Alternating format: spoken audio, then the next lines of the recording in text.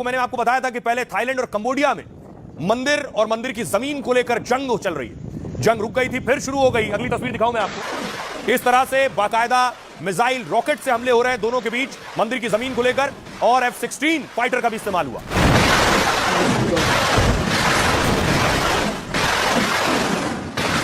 लेकिन बड़ी चीज क्या हुई, थाईलैंड ने एक विष्णु जी की मूर्ति तोड़ दी बुलडोजर से, और उसके बाद हंगामा और बवाल हुआ।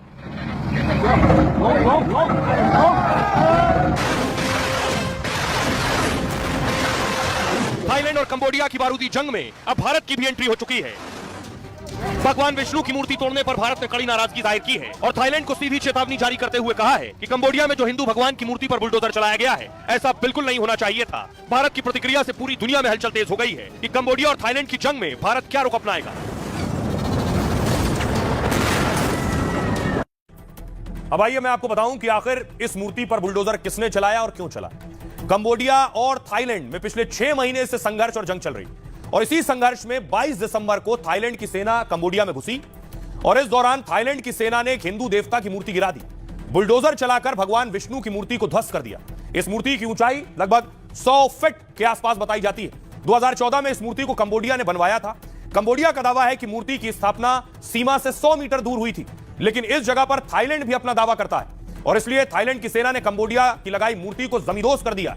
हालांकि इस कार्रवाई को लेकर भारत ने कड़ा रुख जताया है। विदेश मंत्रालय ने कहा है कि भगवान विष्णु की मूर्ति नहीं तोड़नी चाहिए थी। इससे दुनिया भर में रहने वाले हिंदुओं की भावना आहत हुई है, और इस जगह के हिंदू और बौद्ध देवी देवताओं को बहुत सम्मान देते हैं और उनकी पूजा करते हैं। वो हमारी साझी सभ्यता की विरासत का हिस्सा है। भारत दोनों देशों से शांति बनाए रखने, कूटनीति के इस्तेमाल का आग्रह करता है।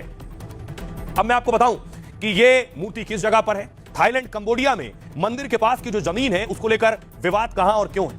आप नक्शा देख रहे हैं, यह है थाईलैंड और कंबोडिया का नक्शा। ये लाल रंग में आप देख रहे हैं थाईलैंड और ये कंबोडिया, और ये जो बीच में आप देख रहे हैं ये है शिव मंदिर प्री विहिर।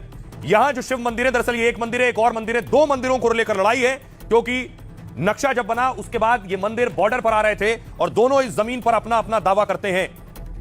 अब आपको बताऊं वो मंदिर है कौन सा जिस मंदिर को लेकर लड़ाई है।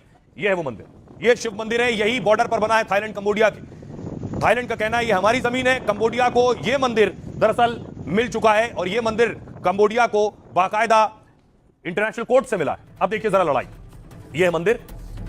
थाईलैंड कंबोडिया बौद्ध धर्म को मानने वाले हैं, लेकिन विवाद इन 2 मंदिरों पर। इनमें एक मंदिर भगवान शिव को समर्पित कंबोडिया के क्षेत्र में है, लेकिन थाईलैंड इस मंदिर को लेकर अपना अधिकार जताता है। भगवान शिव के इस मंदिर का निर्माण 9वीं और 12वीं शताब्दी के बीच हुआ।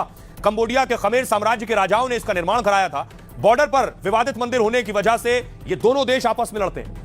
पिछले 118 सालों से इसे लेकर दोनों देशों में विवाद चल रहा है, जबकि 1907 में थाईलैंड और कंबोडिया सीमा में समझौता हुआ, नक्शा बनाया गया तो यह मंदिर कंबोडिया के क्षेत्र में दिखाया गया, लेकिन थाईलैंड ने इस नक्शे को मानने से इनकार कर दिया। यह विवाद 1959 में पहुंच गया इंटरनेशनल कोर्ट। 1962 में अदालत ने इस शिव मंदिर को कंबोडिया का हिस्सा बताया। थाईलैंड ने फैसला स्वीकारा, लेकिन आसपास की जमीन पर दावा नहीं छोड़ा। अब इसी दावे को लेकर दोनों देशों में लगातार संघर्ष जारी है, और इसे लेकर जून में जंग हुई थी, तब ट्रंप ने ही युद्ध विराम कराया था। लेकिन सीजफायर के बाद भी दोनों देशों में लगातार हमले जारी हैं। विष्णु भगवान की मूर्ति तोड़े जाने के बाद विवाद और बढ़ने की आशंका है। तो उम्मीद की यह जंग जल्द ही रुकेगी, क्योंकि यह जंग मंदिर से ज्यादा जमीन की है। खबरों में आगे बढ़ते, आज की एक और खबर है, भारत का K4 पावर, दुश्मन कांपे थर-थर। K4 क्या है मैं आपको बताऊं। भारत ने K4 का टेस्ट किया है। यह है K4 मिसाइल। इसके आगे देख रहे हैं वॉरहेड। ये अपने साथ लगभग 2 टन परमाणु ले जा सकती है मिसाइल, जिसका टेस्ट किया गया। तस्वीर मैं आपको अगली दिखाऊं इस मिसाइल के टेस्ट की। ये तस्वीर आप देख रहे हैं, ये पनडुब्बी से मिसाइल दागी गई है, पानी के अंदर से मिसाइल दागी गई है।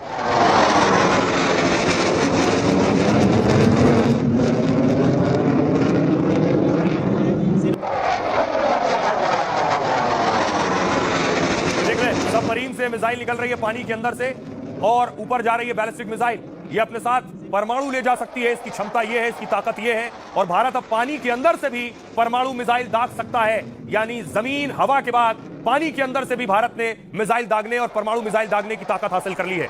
अब देखिए जरा इसकी रेंज क्या है, कहां से कहां तक मार सकती है। ये आ गया नक्शा विशाखापट्टनम की पनडुब्बी से अगर इसे लॉन्च किया जाएगा, इसकी रेंज है 3500 किलोमीटर। 3500 किलोमीटर रेंज है। चीन का बॉर्डर देखिए 3400 किलोमीटर है, यानी यह मिसाइल विशाखापट्टनम से दागी जाए तो चीन पहुंच सकती है।